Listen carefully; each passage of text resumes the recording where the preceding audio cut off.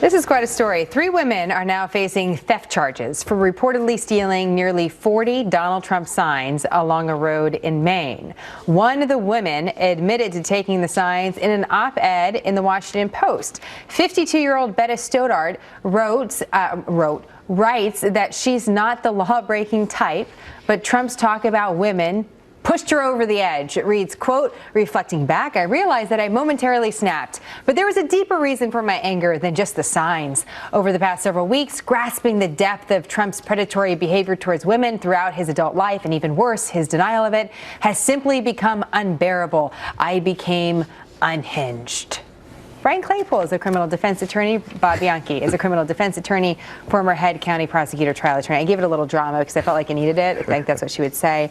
The question is whether or not it's legal. So let me just, for our viewers who did not actually read this column, the cops stopped these 3 moms on the side of the road in their Jetta, where they had the signs in the back.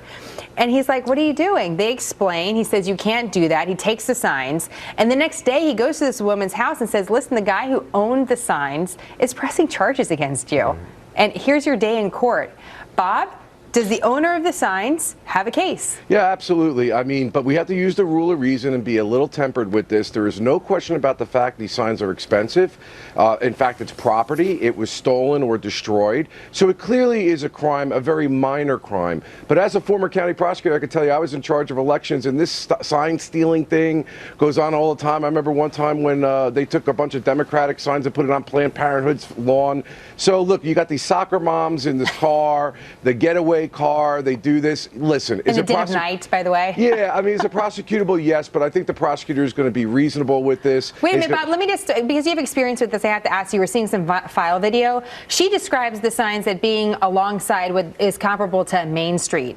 And so the median, she was explaining it as, these are on the side of the road. Does it matter where the signs are placed? And if it's in a public area where no one necessarily owns that piece of the road, does that mean it's fair game, or is it still protected property? It's still protected property. Listen, if anybody has a problem out there with these signs or something that they think is inappropriate, the response is to call the law enforcement authorities and let them take that. You just don't destroy the signs and take them. And let's face it, they told you that they did this for a different reason. I mean, part of it was where they were placed, but the other part of it was that they became unhinged because of Donald Trump. Well, it's a crime. I'm curious, Brian, she felt assaulted by the sheer number of signs. That's part of her defense in this op-ed. Yeah. What about that argument, Brian? Well, Jenna, I'm kind of wondering whether there's going to be a WikiLeaks email soon on the Hillary Clinton campaign putting her up to this, or possibly some surveillance video talking about that. And wait a minute, I mean, is the election rigged? Everybody made fun of Trump, but did somebody put her up to that? Let's assume that somebody didn't put her up from the Hillary Clinton campaign. She has a potential defense. I know it sounds kind of odd, but remember that Twinkie defense many years ago? But I would call this the Access Hollywood diminished capacity defense. Wait. This woman you're talking about, she had commented about how 10 years ago, 15 years ago, she was not assaulted by a donor, but she was flown around the country for sexual favors. Let me just explain. And she felt compelled. What she says is that this was a trigger for her because there was a man in a powerful position once who propositioned her. Nothing happened, and he kind of pulled it back, but she felt that it triggered her. Yeah, listen, I like Brian. He's a great defense lawyer, but that defense will never work because she clearly, purposefully, and knowingly did it. Okay, let me ask you this question, Bob. But Bob, wait. Okay, go ahead, Brian. I mean, realistically, for a woman, she felt like she had to keep this silent, Jenna, for over a decade. Then Trump comes out on the Access Hollywood tape. This triggers re-triggers the trauma that she's been suffering for over a decade. In court?